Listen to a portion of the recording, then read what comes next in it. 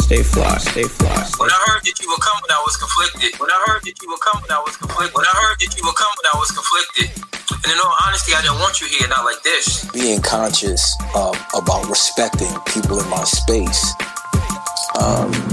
What they weren't saying, via their behavior was, again, how to engage women in a respectful way. And then there were other role models who were very vocal about... You're listening to The Fly Guy Show. They do everything on the fly and in such a fly manner. Stay fly, stay fly, stay fly. After all that party. The views expressed by the guests are only the views of the guests. Unless we say we agree. Unless explicitly stated. Hey, this is Ernie Thomas here on the Bold School Podcast. You're listening to Seko Varner's Fly Guy Podcast. Support, like, subscribe, and share. He's saying some good things. Share it. Don't keep it to yourself. All right, and we're live. It's your man, DJ Seko Varner, here for another episode of The Fly Guy Show. The Fly Guy Show is a series of conscious melanated conversations focused on solving our situations via empowerment. Led by me, Seko Varner, from Our Black Improvement. That's my YouTube channel, with a host of other fly folk, and those are the people who are making comments. So peace to those who are making comments already, who are the fly listeners, my fly folk. We keep it fly, stay fly, and our platformers. So we have a couple of our platformers who are going to pop on tonight. The platformers are people who are normally on the Fly Guys show, and they participate, they share their viewpoints. And so our show gives you stuff you need to know with an underlying focus on Black, Afro-melanated, economics, uplift, and politics. So join us with your comments, and we'll tag in with your comments. We'll tap in with your comments, and let's discuss uplift, conscious consumerism, business activity, social progress, and community activism. And we're going to have a lot of fellow investors, educators, business people, authors, content creators, and community activists. You can always find our old episodes on YouTube on Our Black Improvement. That's the name of the channel, Our Black Improvement. You can also find it on Crumb TV. Salute to Brother Crumb and to the Crumb Nation. Crumb Nation and everybody who checks out the content on Crumb TV. Salute to the master students. Those are the master students who follow Crumb and his particular content. Salute to our fly folk. Fly folk are those who follow the Fly Guys show. And yo, it's on and popping. Yes, sir. Yes, sir. And some of our platformers are here today. Let's bring on Brother Kenick L. Islam, brother. Islam, brother, man. How are you? Yes, sir. I'm doing good, man. I'm feeling great. Salams to all. Yo, we have Memoirs of a Karmic Dynasty who's joining. Queen JJ, or Queen Jaja. I'll go with that. Alfred Jones, More Life. Yeah, it's going to be a lot of More Life on here with Brother Kenick on. And also one of our other platformers popping on right now is our good friend, Bashiri Durham. What's up, brother? How you doing, man? I'm good, man. I'm blessed. What's good, everybody? Peace to love, brother. Everything. All is well. All is well. Everything is everything. I want to start off with something that's really important from, the good brother Bashiri. Bashiri, go ahead and intro this. We're about to play it. What would you say this is? This is a conversation I was having with my unborn son. My oldest boy, he's going on 3 now, so approximately 3 years ago, while he was still in utero. When I heard that you were coming, I felt pressed to have a conversation with him. And so this is time for that conversation I had with him. When I heard that you were coming, I was conflicted. And in all honesty, I didn't want you here, not like this. And it's not because I don't love you. It's actually because I do. And having you not exist seems my only way to protect you, son. It's crazy out here. And I don't say it to cause you fear. But it's my obligation as your dad to rehearse the truth in your ears so you'll prepare. Gird your mind, listen well, but don't despair. This world is not a friendly place. Stay alert, remain aware. People will smile up in your face, then do dirt while in the rear. Understand the stakes are high. Spilling blood is nothing rare. Ain't nothing fair. And your fight is uniquely high. You have more stacked against you, so constantly maintain your guard. I'm not saying not to trust, just be careful who gets your heart and hold fast to my words, my son, and don't depart. This life is hard. Your mom and I were on our job, but they're coming for you, son, perceived threat, infancy, mark, criminal. Before your first steps, they say you are, and just breathing is breaking the laws that choke your stars of the garage. And the attacks will be relentless, psychological assaults for your mind. The war is vicious. Decline, deflect the figments and fictions that you'll be given. Investigate the terms of your conditions to keep from tripping with your permission. Don't co-sign your own demise. Underwrite your own undoing for acceptance in others' eyes. Don't conform to their limits and labels. Maintain your pride. Assert your own genes, but never forsake your stride. Stick to the grind. Never take off, but only fly. They try to box you in. Remember, them rules don't apply. On my life, I give you my best while I'm alive. You never have to wonder, is it love or question why? For you, I die. Wow. Salute to God for that. Salute to God for that. Salute to God for that. And one of our favorite platformers just jumped on. Yo, we got to say salute to Queen Shay all day. What's up, Shay? Good evening, fam. Good stuff. All right, well, the topic of tonight is, what do we teach our young boys? What do we teach our young men? What do we teach our young soldiers, our warrior class? What do we teach those who we're leading? I have a little bit of echo, so Shay, I want to mute you for just a second. And normally, we have a really robust conversation, but today I really would love if you could all just give 2 or 3 things that you think is important for us to teach our young men. And we're going to start off with the Queen, Shay All Day. So Shay, what are a few things that our young men need to know? Okay. I would say that it's important for our young men to know that it's okay for them to have feelings.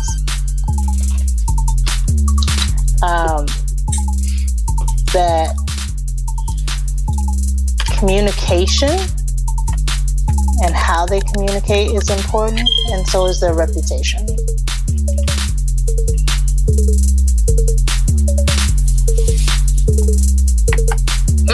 Okay. Good stuff. Brother Kenick L. Yes. Your turn. Peace more. Peace. Can y'all hear me well? Yeah. Still got that echo. Gotcha. May just be a little bit. First, praise Allah, honest to his prophet, honest to Brother Seko, honest to Brother Crumb, honest to all the guests, the listeners, everyone. Appreciate y'all having me. It's an honor to share my portion of understanding in this subject. And what I would say is kind of generalize it. A few things is first is knowledge, wisdom, and understanding. We have to teach our children the basics around knowledge, particularly knowledge of self, understanding who they are, who their forefathers were, their history about us, to really get in tune with the spirit within us. We have to teach them wisdom so they can understand how to apply that knowledge and be productive in this world. And we got to teach them understanding. And then a few other things would be knowledge, wisdom, understanding, food, shelter, equality, and water, the basics to be able to provide those for themselves, their families, and loved ones. So those would be, if I could select 7 words, those would be the top 7. I would say knowledge, wisdom, understanding, food, shelter, equality, and water. And the basics around those, because those are universal and they apply to all of humanity, all of civilization. And that's first thing that we all need. So that would be my general thought. And that's what I'm teaching my boys. That's what I teach my sons. So. All right. So Bashiri, man, what are 3 things that you think, you can go 3 or 7. What are a few things you think are important for our young men to know? What everybody else has already articulated. Definitely knowledge yourself. You definitely have to have those survival skills, wisdom, understanding on how to navigate, again, these spaces that we find ourselves in that are cluttered with impediments, right? And so I think, though, there has to be an emphasis on being connected to community, right? And that first community being family, and understanding your place and the unique contribution that you bring to your family, right? And so once you have value of family, which comes from cultivation of knowledge itself, you know what it is to protect your community, right? You know what it is to have honor for people who struggle like you, who live like you, who look like you. And I think it all goes back to how we perceive our women. You know what I mean? We really have to get back to esteeming the women in our community. And I think the mark of any nation, in terms of them being civilized, is how we're treating our women. So we really got to teach our sons the value of the Black woman in the community. Queen Shay all day, is we're already getting the people. Yeah, they like Queen Shay all day. You have sons, right? Yep, 2 boys. Okay, and Brother Kenick, how many children and how many sons do you have? I have 2 sons, 4 children total and 2 sons. 4 children and 2 sons. Yes. And Brother Bashiri, you have how many? I got 3 and 2 sons, maybe a posse. All right, and I have a son and a daughter. So the interesting thing is we all have sons.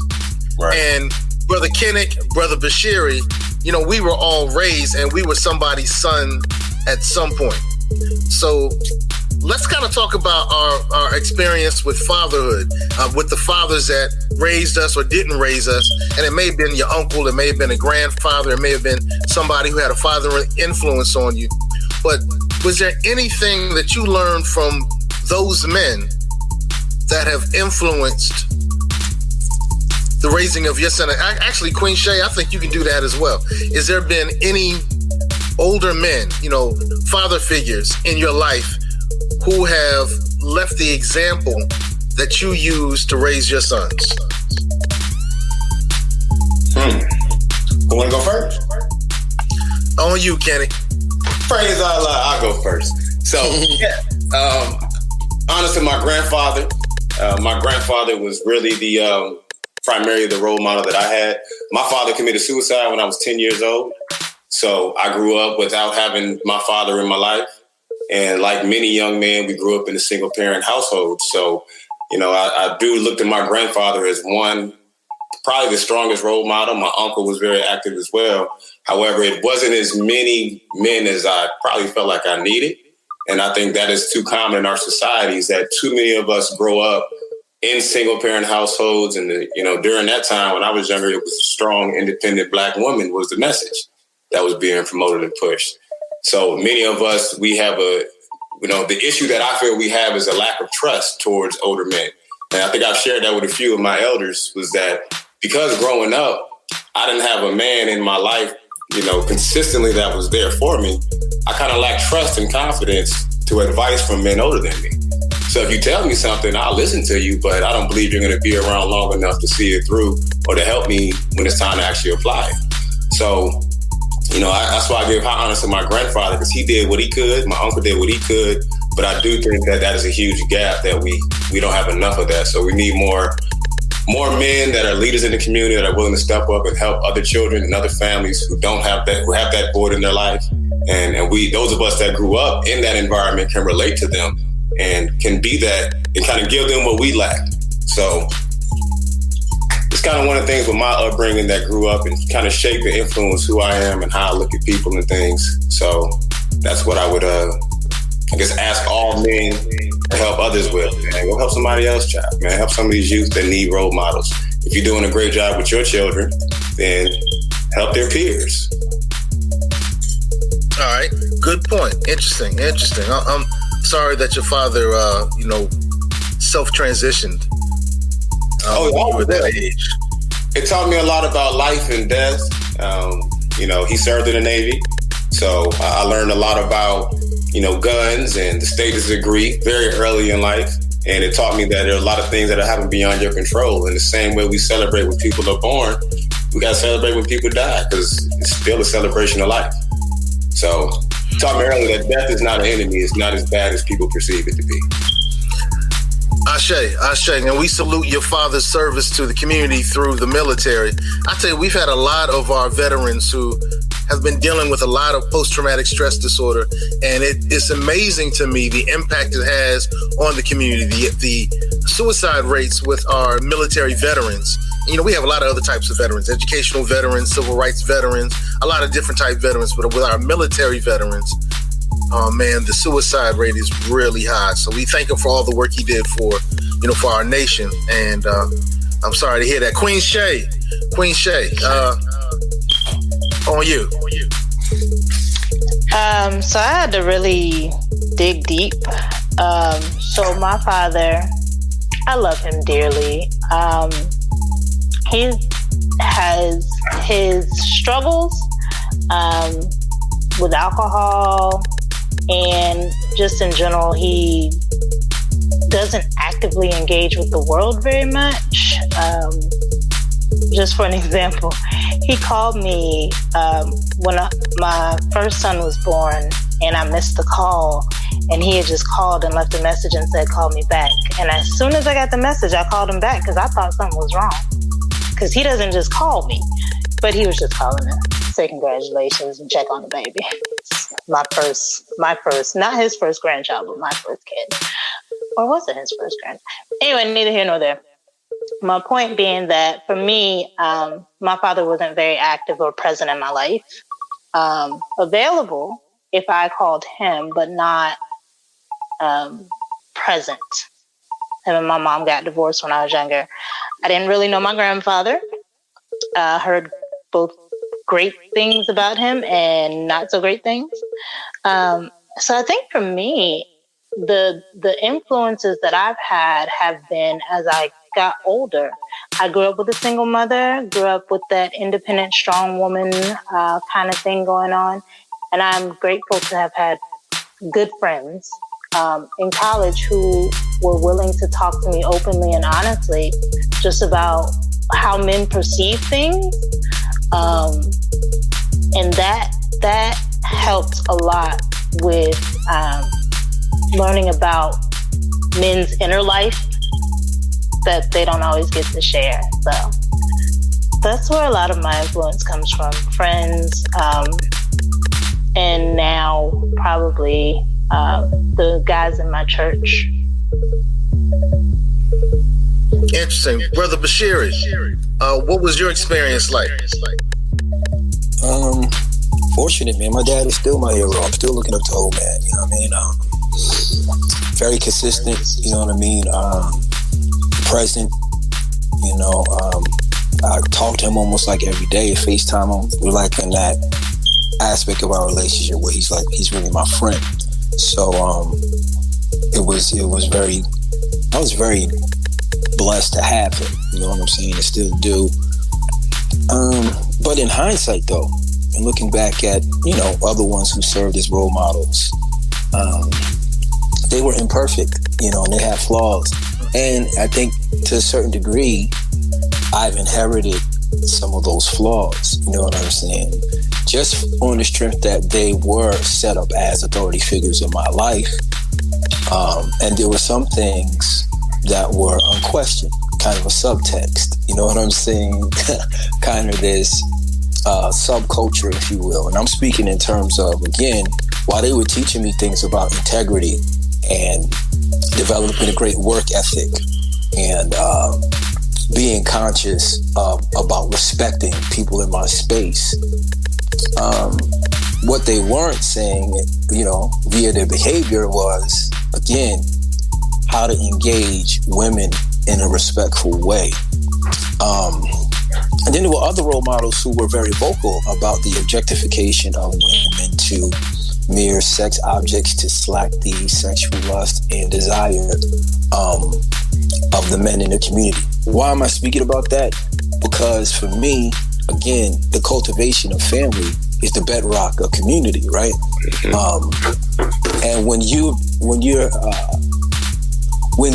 you're being groomed, so to speak, to have undisciplined sexual behavior, it's antithetical to family for me. You know what I'm saying? And it's like, again, we have to really look at the outcomes from a boys will be boys paradigm that kind of rewards that kind of irresponsibility. You know what I'm saying? Because then you get into antisocial engagement and this kind of self-interested maneuvering in these social spaces that, again, to what Brother Kenick alluded to, creates this distrust in men in general in society. Men with other men, and then, women with black men. And I'm thinking of even the context of everything that's going on with the past Kobe Bryant and his beautiful daughter, and that whole Gail situation, and how, that's kind of bringing right to the head, I think, something that's going on in the community between our men and our women in the context, again, of oppression. You know what I mean? Not being able to trust one another. You know what I'm saying? And just, attacking one another, even in death. You know what I mean? But not to go on a tangent, but that was something that is really important to me, is that the family is the bedrock. We have to be teaching our young men about the value of that sacred, what I'm saying, community. What do you say to that, Brother Kenick? I saw you shaking your head and really digging some of what Bashiri was saying. I love it. I think he's right and exact. And I think we kind of sparked a thought in me, and realistically going back to one of the things we need to teach our children, and kind of to his point as well, is really the importance of family. It's too many of us grew up in broken homes, so we didn't see what a healthy or what a full family looked like.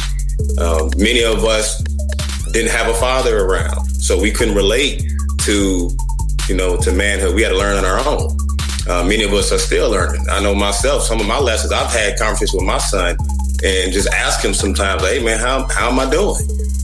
What do you need from me? How can I help you? There's things that I'm learning because my father wasn't around. He left when I was 10. So middle school, I remember having to go through things and try to figure it out. I didn't have a man I can call and talk to how to just figure it out. So now as I become a grown man and I have a son who's in high school, he's dealing with some of those same challenges, I'm able to give him the things that I didn't have. But I don't really I never really learned it. So it's like I have to apply it while I'm learning it. And at the same time, I'm responsible for how he does because he's a young man following my footsteps. So I think we really got to teach us the importance of how to be good men, how to take care of our family, how to provide a lot of these basic things. We just got to be considerate of the mental state that many of us are dealing with, because many of us, as a society, we dealing with mental slavery, the effects of mental slavery. We're dealing with our nationality, our birthrights are being taken away from us. We're dealing with identity theft. We're dealing with all types of things. So we got a lot of things to where as men have got to come together and help to support each other. So I'm loving this whole conversation. It's a very, very heartfelt conversation. I think we need to have more of these. I see some of the comments coming at the bottom of the screen. A lot of people are appreciative of this sort of dialogue. So I think we definitely need to have more dialogue around this. And I'm just inspired, man. And even hearing about, look at the brother Bashiri and his experience having his father around. It's amazing how we have different outlooks based off our upbringing. To this day, he still has a relationship with his father. They can talk regularly day to day. That helps him tremendously. I'm a brother that I'm like, man, I would love that. I love to be able to call my father and say, hey man, how do you deal with this situation? So I think we just got to remember we all got different strengths and weaknesses and through our life experience. So I think if we have more dialogue like this, come together and share our experiences and be able to lean on each other, we can all benefit. Yeah, that's the direction that I think I'm going to go with this conversation, is how we can teach what we've learned from our father figure experiences to the community. And I wanted to tap into something you just said. Yeah, I would love to be able to call my father up and talk with him. He transitioned to the ancestorship about 10 years ago. And miss him every day. And it's really challenging now because my son is in his second year of college, doing great. He's killing it. I'm so proud of this young man. I'm so proud of him. But now we're going through that father-son struggle where the son is trying to demonstrate that, he's growing into his own manhood. And there's a pulling away. There's a little bit of resentment. My children told me that I was too strict on them. And because of that, they have some challenges in dealing with people. And even though I don't necessarily agree with them, I have to respect their opinions. And it's interesting to me that the way that I was raised with my father, my parents were together, so my father was in the house, and my parents were pretty strict. How, with today's generation, the generation that were born, let's say 2000 forward, it's amazing the mentality, the value shift, just the activity shift that's happened. And so with all of those things, my son and I are really kind of, I don't want to say struggling, but we're in a process of reestablishing our new relationship. And I remember when I came home from college, I had to reestablish a new relationship with my father. I was able to say, Dad, you taught me this, you did this, you did this, you did this. This stuff was wrong, and we had those conversations, but I know there was a bit of a challenge for a minute. And so I'm going through that now with my son.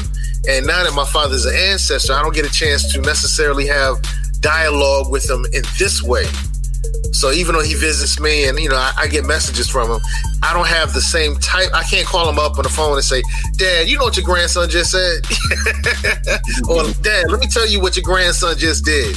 He did this. I don't have that opportunity. And in many ways, Bashir, I'm kind of jealous of that right now, man. But look, we are all parents and we're all involved in the community. That's the beautiful thing about this quad, this four of us. We're all involved in the community. So, Queen Shay, I know you had a summer program that taught people great things. So tell us a little bit about your summer program and how maybe you taught some of those young men some of those things that you mentioned earlier need to be taught. So our summer program, so we have a reading program for students who are still struggling with reading. It's not for learning to read because there are a lot of resources for that, but it's for those kids who have been taught allegedly to read and are still struggling. So we do that. We do that all year, all ages, all demographics. Doesn't matter if y'all need help, we got you. Our summer program is only for young Black males. And we decided to do that because young Black men continue to be overrepresented as far as discipline and underrepresented in academic achievement. And so, of course, we taught reading, but we also had things like we had a healthy snack every day. And so that challenged them quite a bit. Just in that's not what they're used to eating. Some of it was, some of it wasn't. So it pushed them to be a bit more adventurous. We did STEM activities.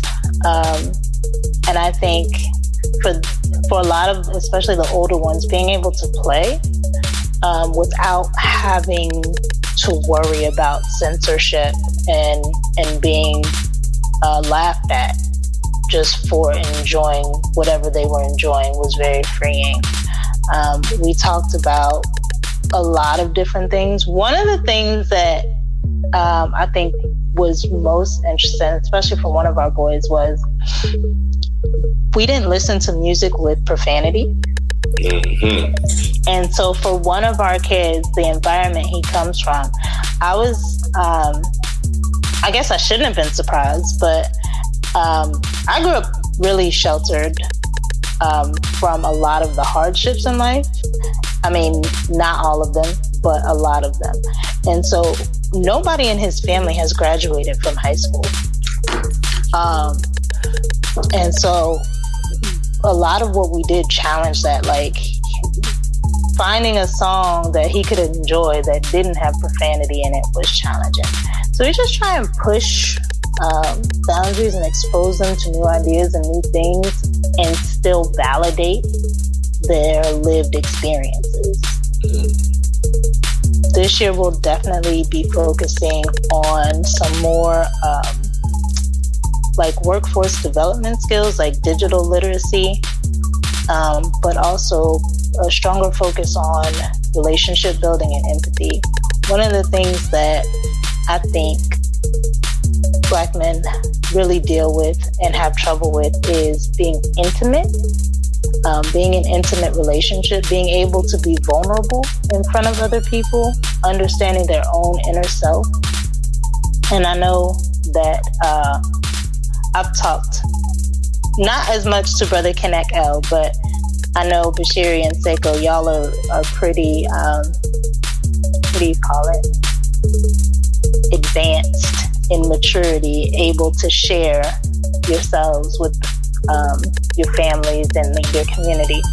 But we got people who, like Bashiri was saying, they only see women as things to be had. Whereas that hurts men. It hurts children to have to cut off parts of themselves, because we're all emotional beings and we're all meant for relationship and connection. And so when you say you can only connect to people in a certain way, you can only talk to that girl if she's your girlfriend. You can't be too friendly with your male friends because then, you're accused of being homosexual. Or you can't have homosexual. It's a lot. It's just a lot of rules and a lot of restrictions. And so we wanna address those. We want people to be able to live their best life, to be free, not only socially, but also inside and out, to be free to be themselves. Interesting. Brother Kenick, I know that you have a lot of experience working inside the public schools in our great city here in Virginia Beach, Virginia, and you had an organization called Men of Distinction. So you were about to talk, and you were talking the talk, and you were walking the talk, and you were also walking the walk as well. Wow. Bro, what did you teach these young men with Men of Distinction? We primarily just worked on their social and economic development. We used the searchinstitute.org's 40 developmental assets, which is the framework that the city of Virginia Beach uses for youth development. And the curriculum was centered around that. And there's different topics, primarily just like everything related to their social and economic development. The greatest thing that we saw that most of them need is just somebody that they can talk to. To Shay's, honest to Shay for the great work she did in the community, especially with that summer program. That is one of the greatest issues a lot of our youth have. Is they struggle with reading. Many of them struggle with food. Just a lot of basic things. So what we strive to do is just get a lot of different community leaders together, men and women from different segments of society, different professions, bring them together, put aside your political, religious interests, and just focus on their development for a moment. Just as a good adult, how can you help this child become a better citizen? So that's one of the things that we did. And then the More Science, Simple of America. I know I can't help but talk about that. Go ahead, bro. You're more, man. We're all more, but you're an MST more. So go ahead, bro. I am a faithful Muslim, not an MSTA. I'm faithful. I'm faithful to Allah. I'm faithful to serving my people. And I'm faithful to the mission of uplifting fallen humanity. And what things that we teach in there is we teach our history prior to the Civil War, prior to Christopher Columbus coming over here, because we have to know and understand that history of who we are. One of the things that I felt that hurt me as a young man growing up, it wasn't until I was 28 years old that I began learning the truth about our history prior to the Civil War. Now, when the benchmark was set that everything that we accomplished was from slavery on, anything beyond that was an accomplishment. When I learned about the contribution that we did back in the old world, prior to Christopher Columbus, when I learned about what we did in ancient Kemet, when I learned about how we built the pyramids, all the stuff that we did, it raised my standard and my expectations for myself. Because now my benchmark is not getting out of slavery. I'm trying to build some more pyramids. I'm trying to get back into that sort of science to where we can actually rule the world with love, truth, peace, freedom, and justice. So So that's where teaching nationality comes into play, because when you understand, like Marcus Garvey said, nationhood is the highest ideal of all people. We need to teach our people the truth about us having a nationality. We are, we're branded as Negroes, Blacks, colors, African Americans, and every couple of years the brand switches. However, we do have a nation and we have a nationality. And it's important that we all understand that way we can begin to align ourselves with the free national standards and principles of our nation and demonstrate true cooperative economics with the members of our nation. Every human being on earth has a nationality. So that right there, I think, is essential and key. That's why through our Sunday schools, we teach the basics to our children. We teach our children the 101s. We had a great Sunday school earlier today. And we just really go into the history about who we are, because it's not being taught in the public schools. It is hidden in plain sight. I think almost everybody knows the history of the Moors. Everybody knows we're the original man. We obviously struggle with how we identify ourselves, because y'all know, and we call ourselves a bunch of different things, but we're all one people. No matter what you want to call it, in truth, we are one people, one family, one nation. So, that's one of the great things about having Brother Kenick. He brings that MST perspective, and he brings the knowledge that the Prophet Noble Drew Ali brought to us, and it's still relevant today. I remember when I brought Brother Kenick to the Golden Fold, which is one of the mentorship programs I started 10 years ago. And a few years Gail come, and we'd always talk to them about the African presence in early America before Columbus. We talked to them about the African presence throughout the world, the African achievements. We discussed nationality. We discussed different terms. And I got to do our normal disclaimer on the Fly Guy Show. Although we will have brothers who move away from that terminology. A lot of us may use the term black, color, NBCs like the MSCs will use. We will use Negro. We might use black. Well, we might use Negro. We're definitely going to use black. We're going to use African American. And we don't necessarily trip off of that, because we understand the fullness and totality of it. So you're going to hear those terminologies. But for those of us, and it won't be Kenick, but it might be everybody else, we're not stupid. We don't think we come from a country called black, a nation called black, a planet called black. We know we're not talking about a color when we use the term black. We know we're using the term black, and it refers to people of Aboriginal, Indigenous, first people on the planet, people of African descent. You may have some other nationalities or races mixed in with you, but that's cool. If you're part of the African diaspora, you're what we call black, and we use that term loosely as a colloquial. We're not using it because we're stupid, and that's why you won't hear that discussion on here. But I had to do my normal disclaimer. One of the important things is understanding who you are.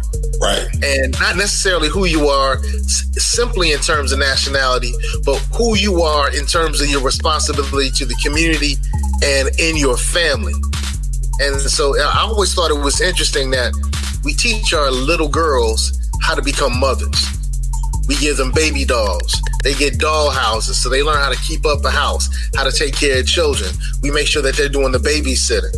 And then too many of us let our young men just run out and do whatever they want to, while we teach responsibility to our young ladies.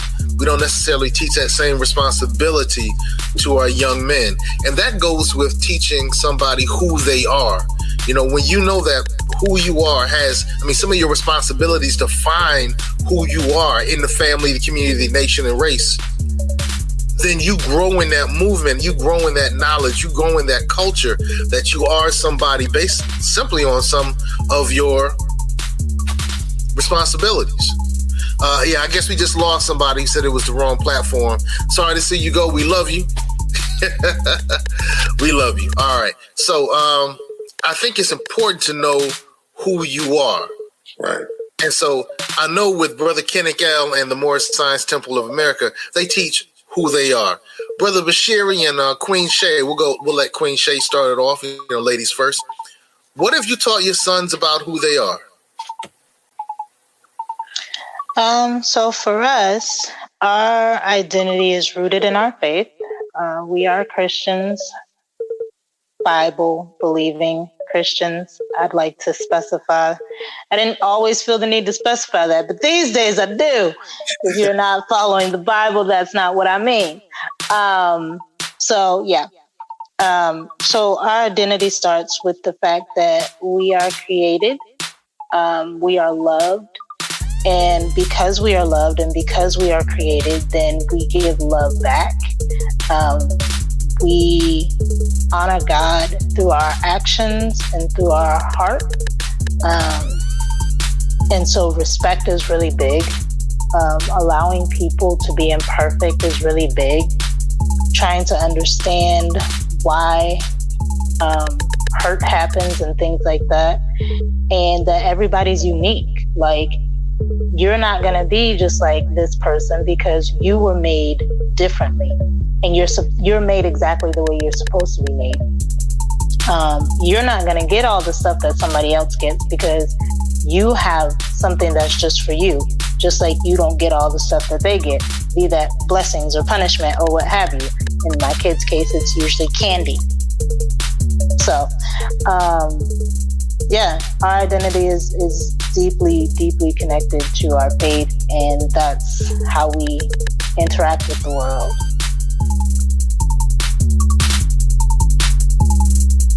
Wow. All right, salute that. Brother Bashiri, what do you teach your sons about who they are? Again, it goes back to even what I was trying to share through that piece that we played at the opening. I'm trying to pull out this thread real quick mentally. Like, we gotta, to concretize what it is that we need to teach our sons in terms of manhood, we first have to confiscate the power to name and to define these terms according to the problems that we have to resolve in our communities, right? So to be a man in the context of white oppression and domination, where an economy is based upon your denigration, right? Your dis-ease, your sickness, your alienation with yourself, with your woman, with your community, okay? That means something really different from somebody who's not circumstances, right? So when I talk to my son, I named him a warrior name. I had to fight for his name. His name is Kwali Asani Malik. It means Truth Rebel King, right? And I named him that because I want him to understand that who you are in terms of your orientation in the society that you happen to be born in is a person that's going to have to be very resilient. You have to be diligent. You know what I'm saying?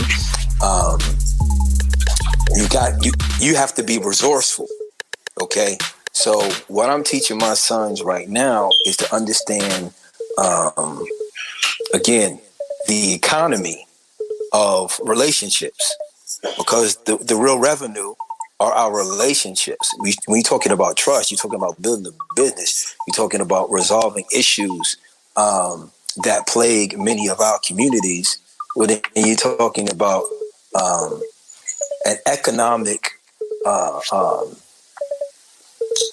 intervention that needs to be facilitated, right? And so for my sons, as I see it, again, the real currency are these connections, and we have to have deep connections. Now, although I did grow up with my dad, and I still have him as a best friend, and I had all these men who were supportive, and like I told you, they had their own blind spots. And I like that you touched on it, Seko. We're telling our daughters one thing, and we're telling our sons something different, okay? Because I know I was told really, men in my community, that the badge of manhood was how many random sexual encounters I could have with the women in my community, right? But then we're telling our daughters to be chaste and to wait till marriage and to be these mothers. It's like, okay, these mixed messages, you're setting the kids and the community and the future up for failure at the most fundamental relationship, all right? Which is between, this man and this woman, potentially. You feel what I'm saying? So you can't help but have disorganized and disoriented communities when you get these mixed messages from this high. You know what I mean? Telling our boys, go out there and do your thing. Give them a pat on the head, like, oh yeah, you know, get busy. You know, don't give them your heart. But that's what was told to me. I ain't gonna hold you. What was told to me was, you know, make sure she loves you more than you love her, and you never get too emotionally attached. You know what I'm saying? You just kind of do what you need to do and move on. And it's just like, that is so damaging. It's so fundamentally damaging to the unity that's necessary for us to mitigate the challenges that we face as a people. If we don't have the trust there, if we don't have genuine love, all the other things we're talking about is just theoretical. Until we can make it practical and concrete, you know what I'm saying, to where we value each other in terms of our relationships, our behavior, and our treatment, all that other stuff is really, we're dreaming. We're just talking to hear ourselves talk. You know what I mean? And so I'm trying to instill that ethic, that value into both my sons so that they'll see themselves as solutions. How are they going to orient their specified giftings to resolve and to mitigate the issues that we see in our communities? You know what I mean? And that's what I want them, you know, to be able to fine tune, develop, and, you know what I'm saying, give to the community, a gift to the community. You know what I'm saying? So are we gifts to the community? Are we gifts to the community? Are we being gifts to the community? How can we improve in a way that we, you know, share this information, this fatherhood, this sonhood, this manhood information with the, you know, with the kids in our community? I think in many ways we can do a better job of it. How can we do that? What do you say, Shay? I think the hard part, so our entire effort, not entire effort, the majority of our effort is toward elementary-ish kids and their parents, because what you learn from 0 to 3 has the biggest impact, which is really hard because a lot of that is unconscious. But though the things that you learn early on before you have other stuff cluttering your brain, it has a huge impact. And so we target earlier on. But what I find to be difficult is for parents, because we did have for so long this celebrate the single woman. When you have a lot of single parents, and even thinking about what you were saying, Seko, about your parents, a lot of Black families parent from a place of fear and conformity, like a need to conform. And I understand the roots of that. Wow. And it's hard to shift people to see that we're in a different time and place, and we have a freedom that we didn't have before, to really to heal and to be better. So, for example, I know a young lady, and she was talking to me about her 7-month-old, who is a boy, so a 7-month-old baby boy, and she was telling me how bad he was. And I was confused because he's 7 months old. And I'm like, I don't think that's how this works at all. But she later told me about her own history growing up and her broken and fragmented family and the dysfunction therein. And I understood why it would be hard for her to parent differently than she was parented. And there aren't many opportunities for the outside world to reach into the home, basically. So I think when we're looking at shifting these conversations, we have to find ways to get into the home in a way that is both honoring and challenging, to be trusted voices where people believe that we want what's best for them and aren't just telling them that they're trash, because that makes people really defensive. And when you're traumatized, you're already defensive. So we got our work cut out for us. You agree? You agree, Kenick? Absolutely. And listening to this, it just kind of sparked a thought. We got to learn to love instead of hate. Unfortunately, because we've experienced so much trauma as a people, and many of it is due to our own bringing, we don't show love like we do, like we should. And it's really in our nature, but we have got to be more loving. We have to focus a little more on our level of sincerity and understanding and really communicating, because we all suffer and experience the same basic socioeconomic challenges. When we listen to all different community leaders, when we listen to all different groups, we're all trying to provide the same basics. Yes, we have different ideologies, we have different faiths, we have different nationalities, we have different creeds. However, we are all in this together dealing with the same general issues. So I just, listening to her, the best way I could generalize is we got to learn to love instead of hate. Stop hating on each other. Stop. Just because somebody talks different, thinks different, and has a different upbringing or different experience, it doesn't mean you got to hate on that individual. We got to be more understanding towards one another and more patient, because we're all in it together. Period. Whether you like it or not, we all living here on Earth. We all got to go. We deal with it. We use the same streets. We use the same public water. We use the same, everything basically the same. So our ability to show more love, more sincerity amongst one another, really getting to know each other. I think a lot of, in this new era of time, especially with the internet and with the media, a lot of times you hear about people before you ever get a chance to meet them or even speak with them. And people just don't know each other. That's the main thing I see. Even like Shay said, her and I, we haven't really had these sort of talks, and she active in the community doing a whole bunch of stuff. So she in Virginia Beach doing stuff. I'm in Virginia Beach doing stuff. Why we ain't working together? And there's a whole bunch of us with the same issues. So I just think when I look at us as a people, that's our biggest problem. We don't know what everybody is doing. So everybody's trying to do everything, and you end up accidentally competing and working against someone else and not realizing that you can actually be hating on someone else and what you're doing because you may not be in tune with their level of expertise. So we just need to kind of slow down and understand you can't be everything to everybody. You can't cover all the bases, but whatever you're good at, be good at that and put it on the table and let all of us utilize it. Don't take away from nobody. Don't hate on nobody. And if they talk different because their group or their organization or their focal point is different, then hear them out and understand where they're coming from. Interesting. And definitely valuable. I'm glad you said those things.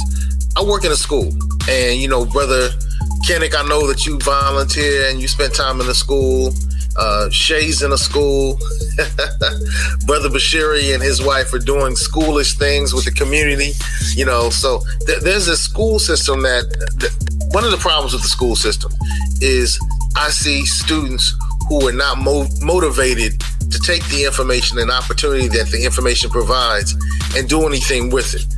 Heads are down, walking the hallways a lot, behaving as if they don't care. And it's kind of blowing my mind when I'll say something and, I work in a high school situation. They're actually surprised that an adult would try to guide them in the right direction. So I'm wondering if we've stopped, and I say we, I'm talking about the men and the women in our community, have stopped trying to guide our children. I remember when I was in elementary school in Portsmouth, I had a young man say to me, I guess my third day there, "You ain't my daddy." And I said to him, "I don't have to be." And he just stopped and he just stared at me. And I said, "Son, I don't have to be your father to tell you to do the right thing." And of course, I heard from his mother. She came to fuss me out the next day. And I said, "Ma'am, I don't have to be his father to teach him the right thing." Right. "Well, you ain't his father. You ain't my family. You ain't gotta..." Ma'am, I ain't gotta be his father to teach him the right thing. And it seems to me that has slowly become the norm in too many of our situations. Do you see that happening? Am I the only person seeing that? Shay, do you see it? Bashiri, Kenick, do you see it? Fly Folk, do you see it? And we are including your chat messages. So if you say something fly, we're definitely showing it up on the screen because we thank you, Fly Folk. Stay fly. But do y'all see that as well? Yes. real quick, I just want to finish on that note. Going back to what I said earlier about us, a lot of us don't have a lot of trust towards men based off of our experiences. So we don't have enough men who are active, positive role models. Even when we did our mentoring program, I mean, this year was the first year I took a break from the program. I did that program for about 9 years. Our biggest challenge every year was trying to find men to volunteer in the community. It's the biggest challenge, trying to get men that would be willing to give an hour, 2 hours to come talk with the children and help them in the community. So we have, if you look at the behavior that we often display, we're so divisive. We're arguing and debating. Many of the role models now spend so much time arguing and debating each other that the children just go without being properly serviced because we're not tending to them like we should. So I think, to your point, we're not as actively involved. Too many of us are being passive when we see men or young boys doing things that we think is detrimental to their development into being a man. We don't want to speak up and say something because society has been so, the right way to say it, desensitized, I guess, or sensitive, I guess, that now you correct a young man and say, hey man, don't talk to her like that. He's responding like a young man responding to you. You ain't my daddy. And we think that's a requirement in order for us to correct one another. But we're men. We got to get back to being men. If I see a brother doing something wrong, I want to say, hey brother, pull your pants up. Yo, it blows my mind, man. It straight up and down blows my mind. So much so that I've actually had a young man, crank up on me because I said something that he didn't like because I was telling him that, all right, this is the situation. He was playing with a friend of his. Friend was a female student. And he knuckled up on her when they were playing. And I told her, tell young men that knuckle up on you, I don't play that. We do not want to share that it's okay to even be play violent towards our women. And dude was, he was like, oh, who you? He tried to knuckle up on me. Well, he didn't knuckle up on me. I think he knew better. And it may also been he was in school. I'm not going to say that I'm like the most intimidating dude and that, but what he would have caught it. But it's interesting to me that when you try to reprimand them, their parents aren't reprimanding them. Their parents are guiding them. The community in some ways, and I'm saying aren't. And truthfully, I'm really saying that aren't enough of the community members guiding them, man. It blows my mind, but I know that we need more of us to stand up and do those types of things. Bashiri, we need you in the schools, bruh. We need you in the schools, bro. It's crazy you say that, man. I'm working on the curriculum right now to really, it's a 12-week program to really kind of serve as that rite of passage, if you will, for our young men, and getting back to a lot of the things we've been articulating tonight on this platform via this forum. It's just funny, that energy, you know what I mean? Like, it's got to be directed. You know what I'm saying? You're born male, but you have to be groomed to be a man. And again, the community defines the terms and conditions of what a man is based on their needs, according to the problems they need to solve in that community. So there's just no abstract idea, oh, you do this and now you're a man. That's divorced from concrete community. You know what I'm saying? That's why it's big that we have to really redeem your voice, you know what I'm saying, and everybody else's voice in the community as valuable resources for our young men and our young women to glean from. You know what I'm saying? And I think this idea of being an individual doesn't work for us. You know what I'm saying? I mean, you've got this culture where it's just pushing this rugged individualism, and it's not true. I mean, there is no individual without the community. Mm-hmm. You look at who you are. I look at myself. I'm a composite personality made up of two people, my mom and my dad. I couldn't exist without two people coming together. There is no individual divorced from a community, a group, right? And so that group does have a say-so in how these children are being groomed within the context of, again, how are you going to use your natural ability and giftings to uplift the entire group, to improve all of our situations, so that people that come after you, even your kids, will have a leg up. You know what I'm saying? And we'll have an opportunity to go even further than when you were able to go.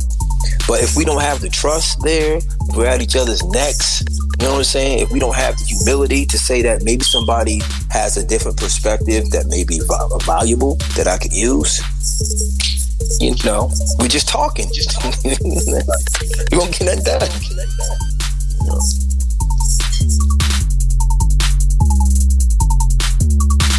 Interesting. We're just talking, man. We're nothing done.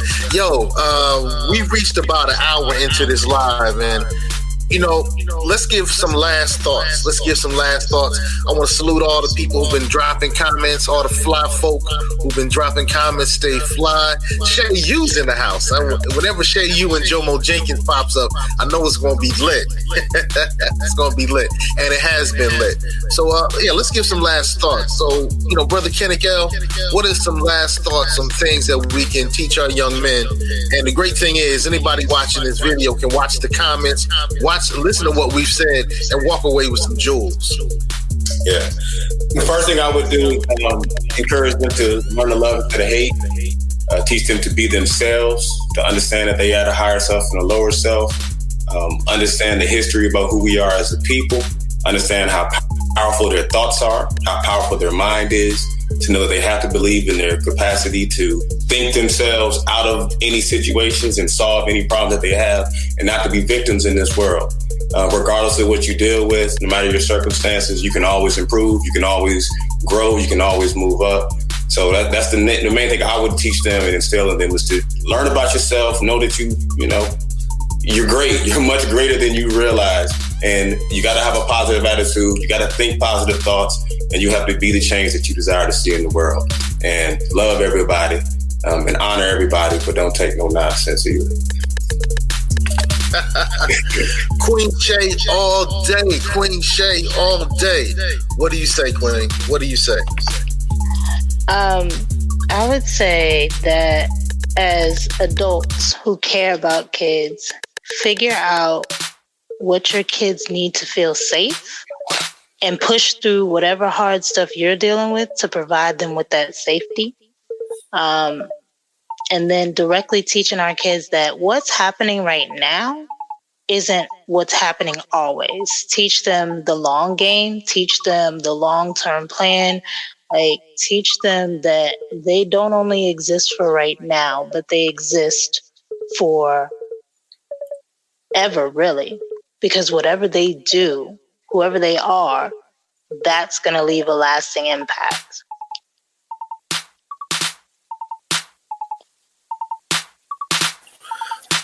All right, I can rock with that. That's why they call her Queen Shay all day. Brother Bashiri, man. Bashiri Durham. Just unity, man. We really got to start with the division. We really got to start in that social media thing again. Everybody wants to be a celebrity. And no, man, that's not what we need. We don't need more stars. You know what I mean?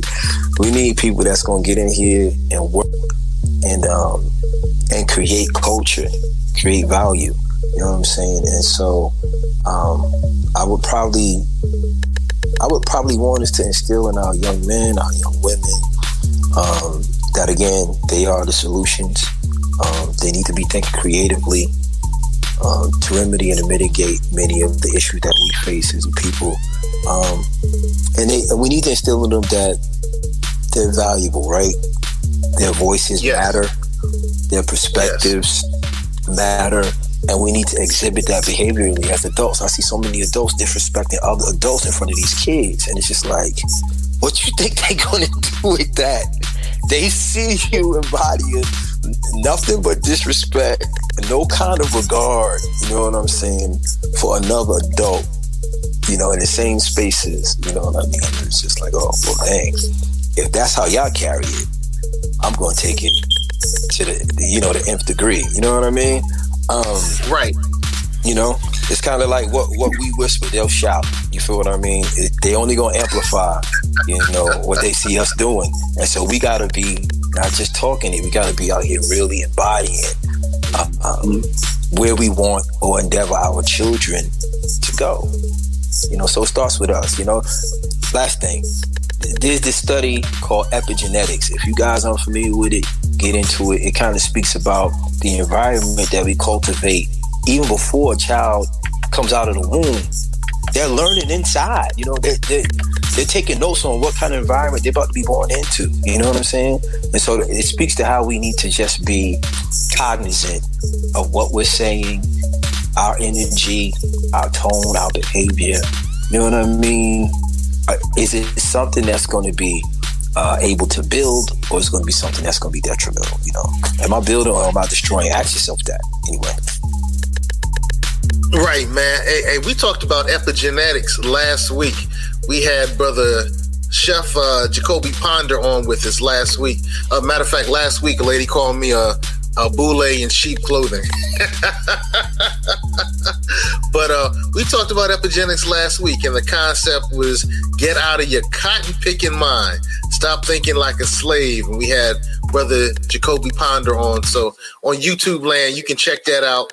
It was a great build. Oh man, Jacoby brought it. Jacoby. Now, of course, Jacoby and I disagree on a couple of things, which is the reason why the sister said that I was a boule in sheep's clothing. But it's all good. It's all good. It's all good. And let's go ahead and close with everybody giving, a little bit about their movement and their social. So, of course, I'm going to start with the maker, the owner. Oh man, I'm going to start with the sister online. So, Queen Shay All Day, give your movement, give us a little bit about your socials, where people can find you and what you're up to.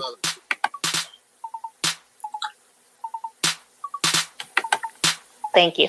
I am the founder and director of 360 Citizens, and we are a community-focused organization that uses literacy as a foundation to make sure that our community is full of engaged, empathetic, and economically secure community members. Follow us on Facebook, Instagram, Twitter, LinkedIn. We have a page on LinkedIn as well. We are everywhere under 360 Citizens. We are currently offering for the Hampton Roads area, discount card for Black-owned businesses. So follow us. Make sure you grab one. Enjoy your community and all that it has to offer. Ashe, it looks like Bashiri had the echo. Oh, no, I guess not. Bashiri, tell us about your movement and where people can find you, bro. Right now, occasion is the right words for right now. Instagram, Facebook, check me out. It's therapeutic poetry, using the arts to really encourage the community to see itself as its own solution. I'm also co-president, co-founder of Black Brand Hampton Roads Regional Black Chamber of Commerce, blackbrand.biz. We on Facebook, we on Instagram. Hit us up, get involved. Let's move the movement. All right, yeah, that's brother Bashiri. He does sound like Prodigy.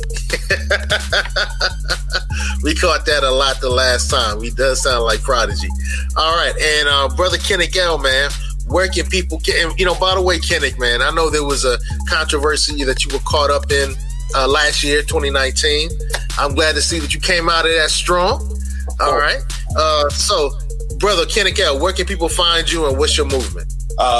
Praise Allah, honest to His Prophet. I am a faithful member of the Moorish Science Club of America. I am connected to the Moorish Divine National Movement of North America. I do serve as our Supreme Grand Divine Minister out of our home office in Chicago, under our leadership of our Supreme Grand Sheikh Kenya Umar Bey. So you can catch me anywhere in America, uplifting fallen humanity.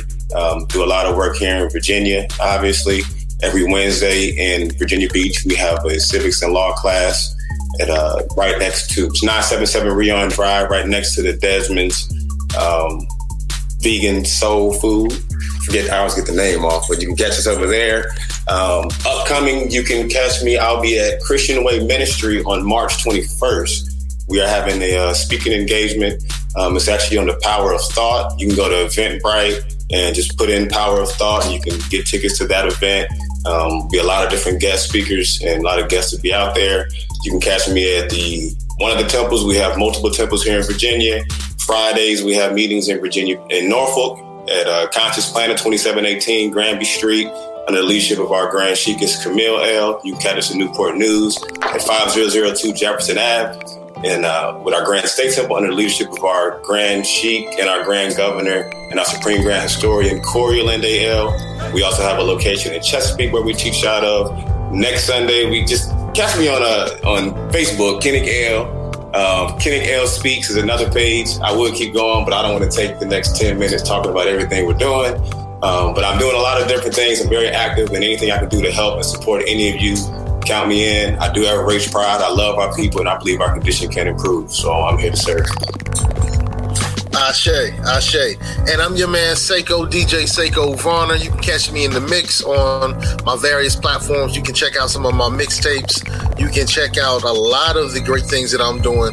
If you just type in Seko Varner, you're going to find me. Of course, if you look at Seko Varner on Instagram and Twitter, and my production name is Grandpa Crunk. I know it sounds crazy, but it's crazy good music. So if you Google Grandpa Crunk, you're going to hear some great jazz music with a little crunk, a little twerk, a little trap influence. We do a lot of great things. So, hey, check me out. I would love to continue interacting. We're going to have these great conversations on a weekly basis because this is the Fly Guys Show where everything is fly. We stay fly. We ask all the fly folk to stay fly. We had a fly platformers on for you tonight. Tonight's conversation dealt with what should we teach our sons. And we didn't come up with a laundry list just to hand out. You know, watch the video. You're going to get some great information from Bashiri, from Brother Kenick L, from Queen Shay All Day, and from all the fly folk who left some great topics and great things they need to teach our sons so we can all learn from each other. And I didn't say necessarily what I thought was important to teach our sons. So I'll say this. I think it's important we teach our sons to see it through. See it through. When you're up against a problem, it is squarely face to face. See it through. See it through. Second thing I think we need to teach our sons is how to be empathetic, how to understand other people's feelings so we can address things in a way where all of us feel valued. Because when people feel valued, they work with you, and we need to work with each other to get some things done. And lastly, to be leaders. To be leaders. Now, I realize in a lot of movements, you know, we always look up to this sky daddy, or we need, you know, a sky mommy. We're always looking for this leader to lead us through the process. But we need leaders in our neighborhoods. We need leaders in our homes. We need leaders in our families. So if we can teach them to be leaders, then I think we can lead ourselves out of this. So peace to all the fly folk who left comments. Shay, you like jazz? All right, yeah, look for Grandpa Crunk. You'll find it, all right? And to that, I want to say to everybody out there in Crumb Nation, stay fly. Stay fly, stay fly, stay fly, stay fly, stay fly, stay fly, stay fly, stay fly. The views expressed by the guests are only the views of the guests, unless we say we agree, unless explicitly stated. Stay fly, stay fly, stay fly, stay fly, stay fly.